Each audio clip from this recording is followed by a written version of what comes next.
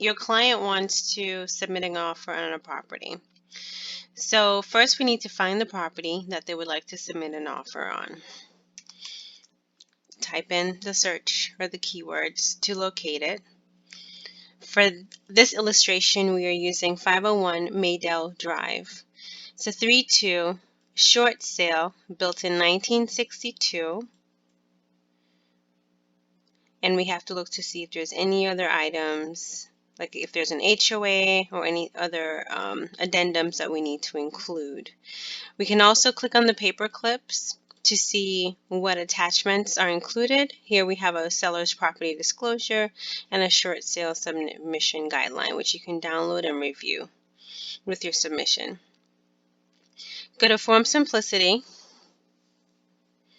Form Simplicity will pull up all the information regarding the property, so it auto-populates automatically.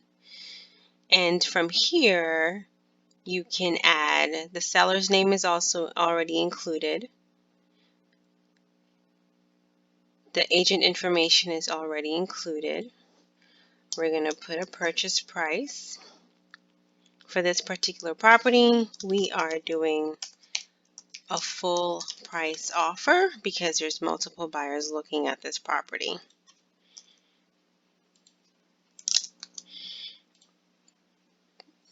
So I'm going to save to a transaction. I usually do the name of the property address.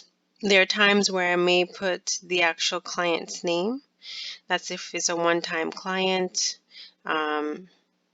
We're just buying a house once, or if a seller. But if not, I like to search by property address. It makes it a lot easier.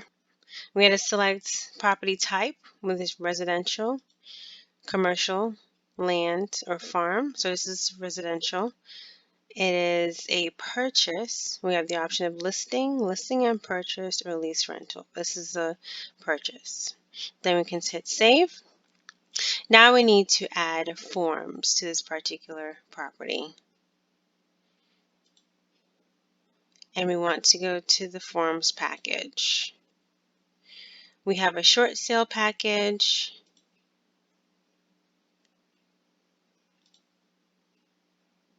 So we're going to do the as is contract. We're going to do the approval contingency. We can add those two to the contract, but we also need to add some others. So we're going to go to a regular buyer's package. We're going to add appraisal and contingency and lead-based paint. Then, of course, you need to add your company disclosures as well.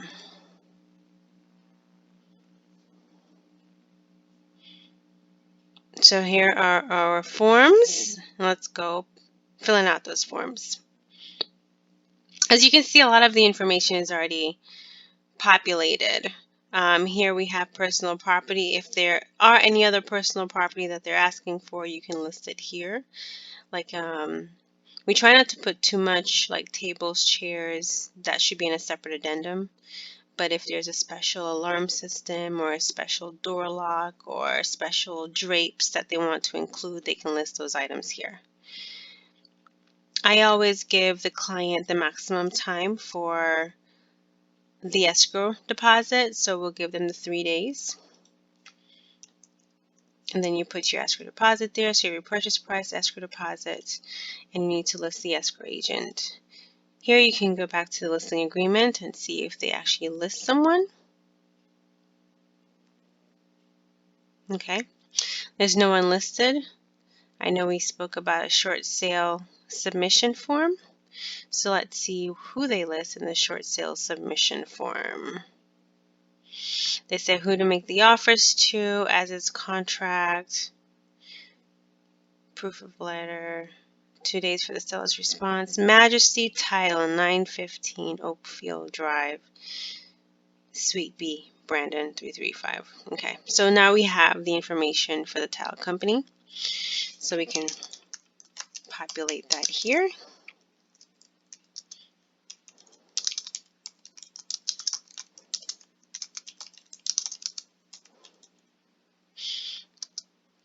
And I think it's Kathy, her name was. Kathy Thompson.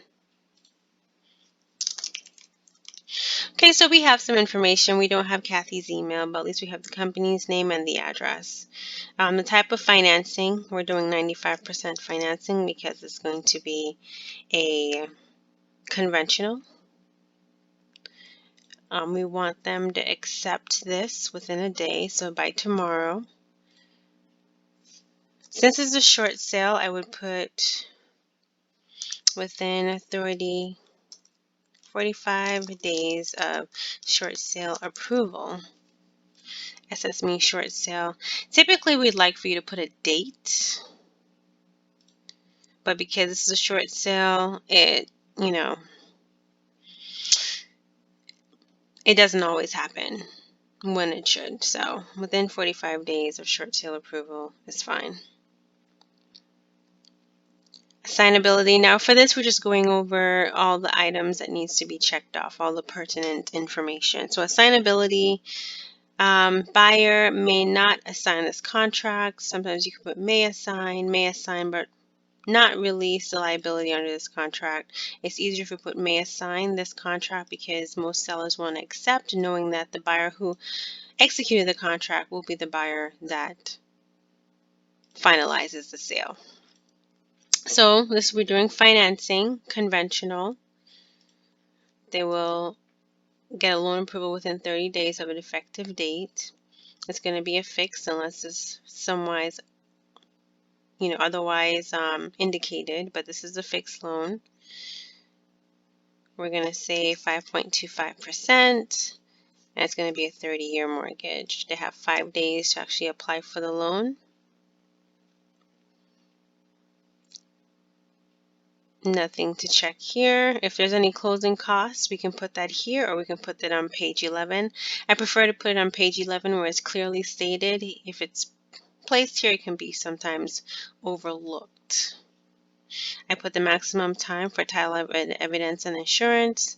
Always seller designate closing costs if you're on the buyer side because they pay for the owner policy and the charges. That's usually a nice savings for your buyer. If buyer designate the closing agent, then they'll have to pay for the owner's policy and all the other charges associated with it.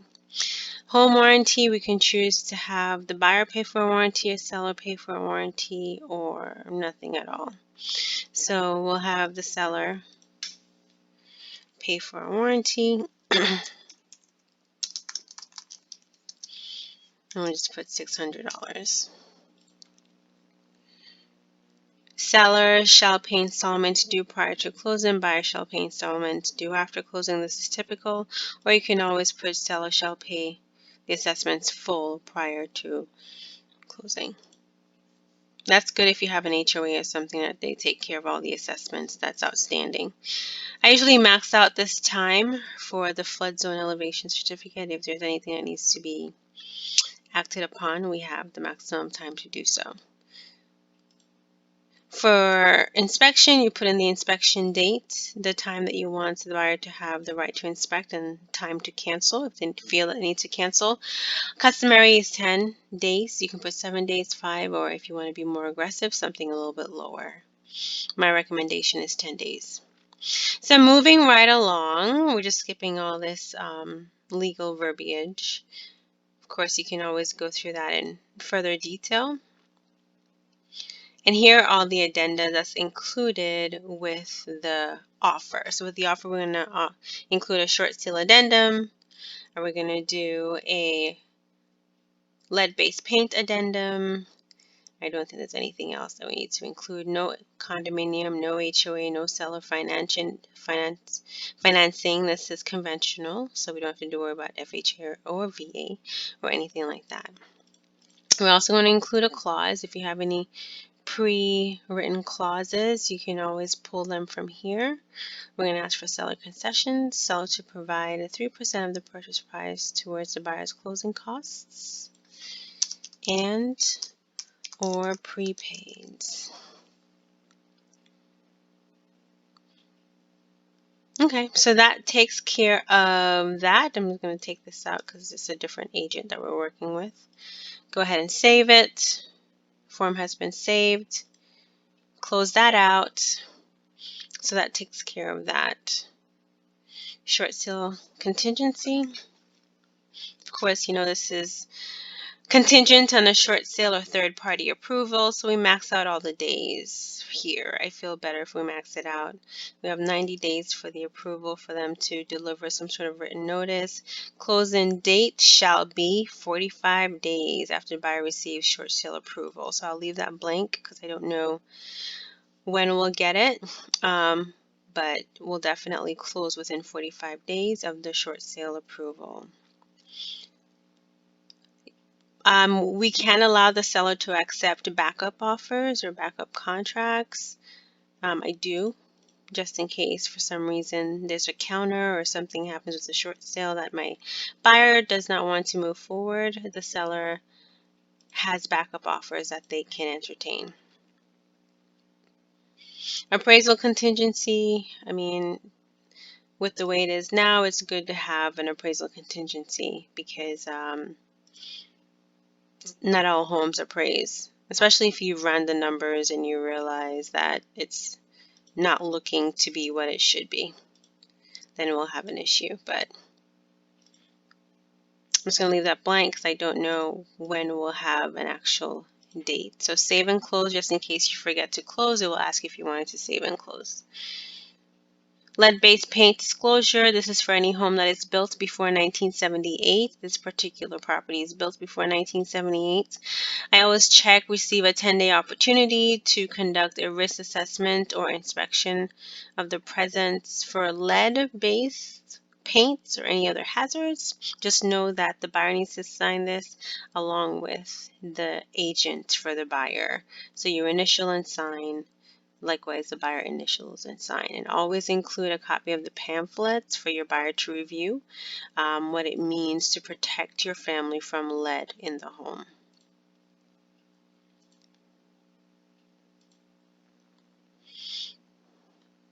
So once you check these, you have a full packet here. You can go ahead and click the e-sign. If you have an e-sign, you can print them out, email them to yourself, fax them, merge them all together for one document, or if you wish to copy them to another transaction to do the same thing for another client, you can do so, or you can download